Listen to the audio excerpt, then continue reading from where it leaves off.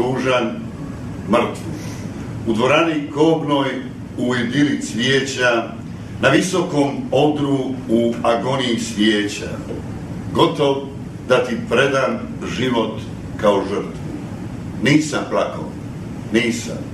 Zapanjen sam stao u dvorani kobnoj, punoj smrti krasne, sumnjajući da su tamne oči jasne, odakle mi nekad bolji život sjao. Sve baš, sve je mrtvo. Oči, dah i ruke.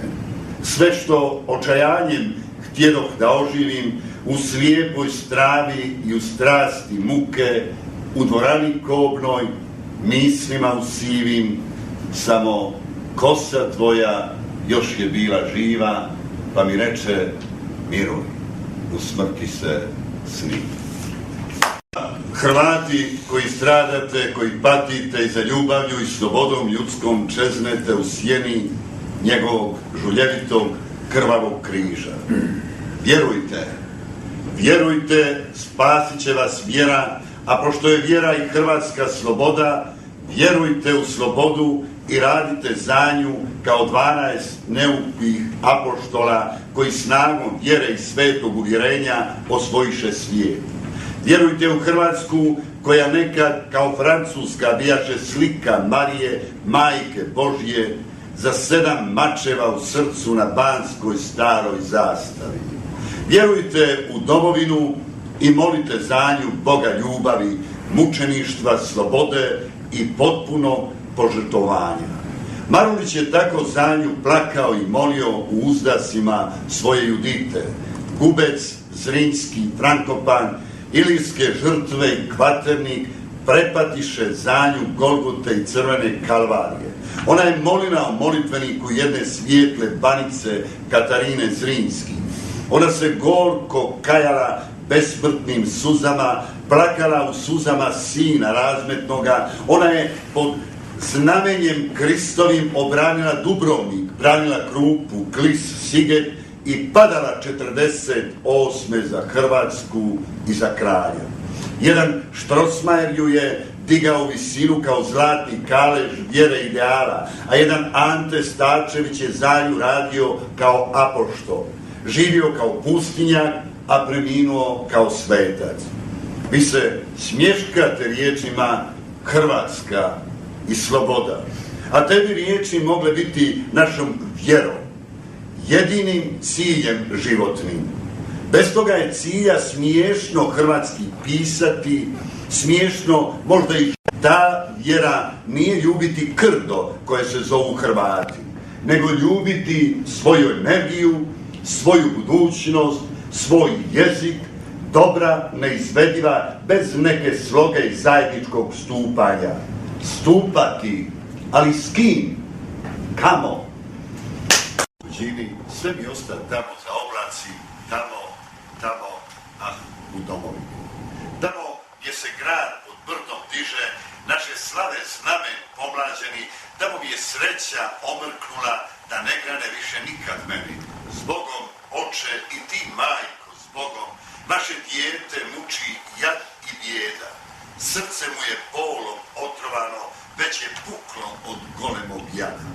Zbogom i ti, čija divna slika, duh mi prati kao slatka sjena. Zbogom, Branko, uvelo nam cvijeće, nesta sreće, osta uspomena. Zbogom, raju, oj, da ovaj dio suze moje do tebe ponese, da ih stvori pisanim pozdravom i u tvoja čarna njega strese. Zbogom, Branko, dušo, bez tebe mi smrt je ovo grozno grobovanje, a sloboda u tuđoj zemlji teža mi je nego robovanje. Zbogom da ste polja i doline, župni humci, vrletne gore, guste šume, grožni vinogradi, zbogom i ti Jadrijansko more, Bože, kad će moje žedne grudi napiti se zraka hrvatskoga? Domovino, kad će tvoje sunce ogrijati vjernog sina tvoga?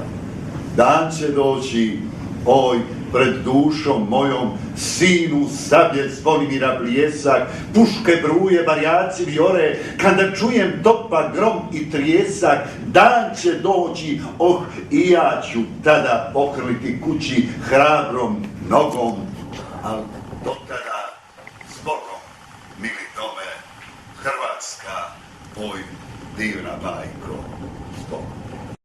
Starčevićanstvo je sinonim hrvatskog nacionalizma.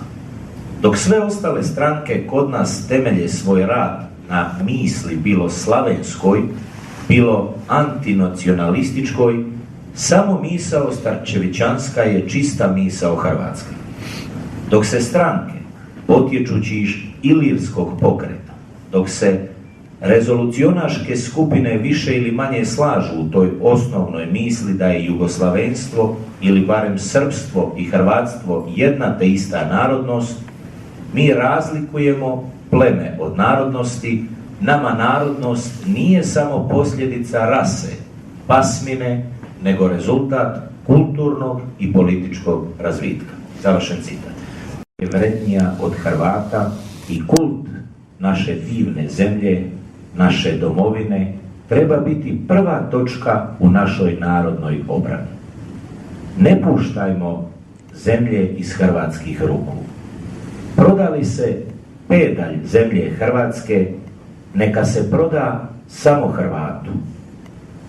Hrvatske umire i duhopiri, jer Hrvat sve manje i manje posjeduje zemlju svojih predaka.